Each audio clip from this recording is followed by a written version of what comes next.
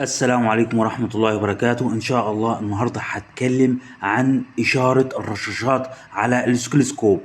زي ما احنا شايفين قدامنا إن احنا اللي بالخط الأحمر ده إشارة الرشاش رقم 1، واللي بالخط الأزرق ده إشارة الرشاش رقم 2.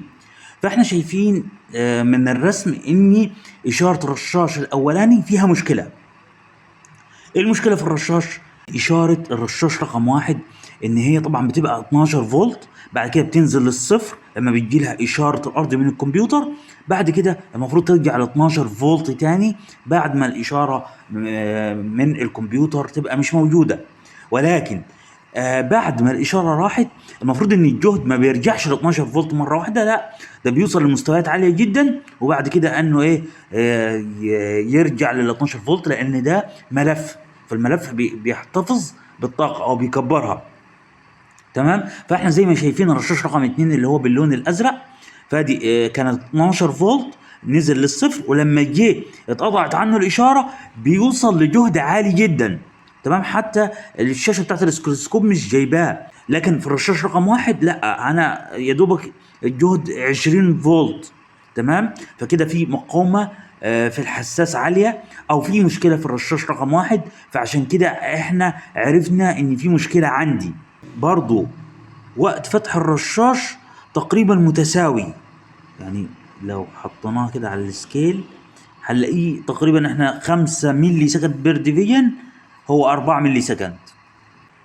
تعالوا كده نشوف جهاز كشف الاعطال مسجل ايه. هو هنا مديني سلندر 1 مسفاير ديتكتد. تمام. وعندي انجكتور سيركت اوبن سلندر 1، يعني في فتح في الدايره بتاعه الرشاش رقم 1. تمام. فالفتح في الدايره هنا ما طلعش ان هو فتح في الدايره، في قطع، لان في اشاره من الكنترول. هنشوف المشكله اللي في الرشاش رقم 1. فهو تقريبا المقاومه بتاعته عاليه، ونقيس الرشاش رقم 1 اللي هو اللي فيه المشكله، نقيس المقاومه بتاعته.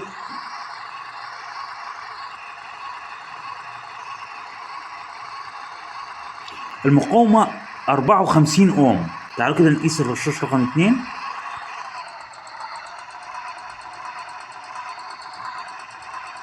16 اوم. تمام. يبقى انا كده المشكله عندي في الرشاش رقم 1، يبقى انا كده لازم اغير الرشاش رقم 1.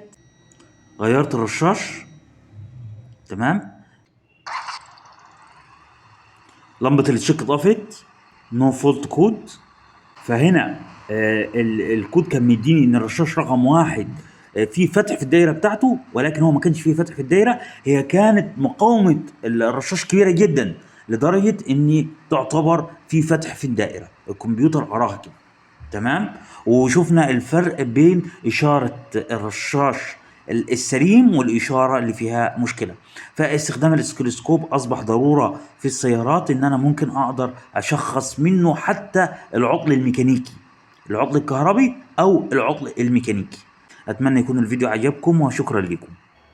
لو عجبك الفيديو برجاء الاشتراك في القناة وتفعيل زر الجرس وعمل لايك.